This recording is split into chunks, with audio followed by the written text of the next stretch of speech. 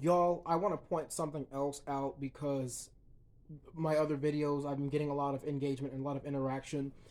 Some of it is very defeatist. Very few people are saying this, but it is being said, and it's being said by multiple people that what's the point of voting?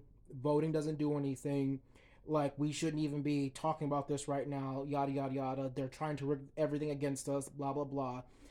If that is your mentality, that's fine. But I want you to consider this: Trump only won by 29%. Out of all the people that could vote, 29% voted for Trump. Like 2% voted for independent, or they wrote in their own. And then 20, was it 24%, 25% voted for Vice President Harris. That means about 45, 46% chose to stay home.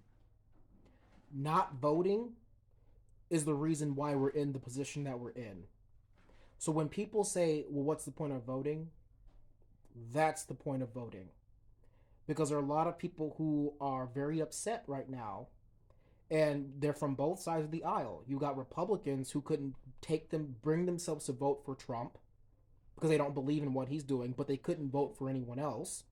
And then you have Democrats who say they didn't like what Biden and VP Harris did during their first term, so what's the point of voting for her again? But they also couldn't bring themselves to vote for Trump. So they stayed home. This was one of the largest voter non turnouts in modern history. You have millennials my age that didn't show up. You have Gen X and Gen Z, the one before and the one after, who didn't show up. The people who showed up were the people who regularly show up, and that's disappointing. I know that there are, stats out there of saying that, hey, you had for the very first time, the young voters actually show up and turn out. That is like, it's like a dog whistle, y'all.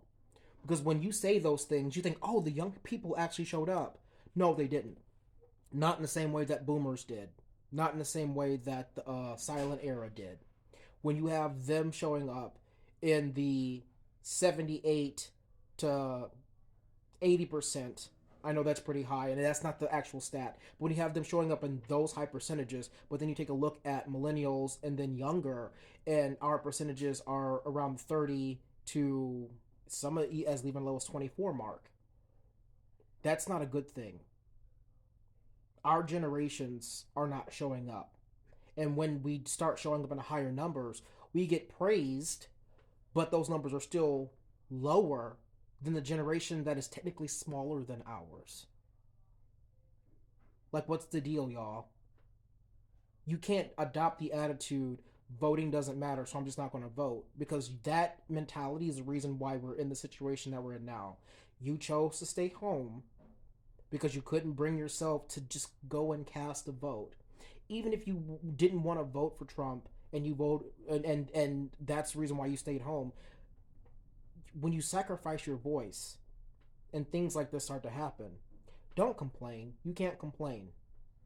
I'm going to continue to look at and investigate which Congress seats and which House seats and which Senate seats the blue need to take.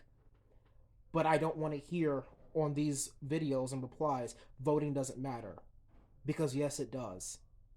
Not voting is the reason, again, why we're in the position we're in right now. So I need y'all to stop saying it. Voting absolutely matters.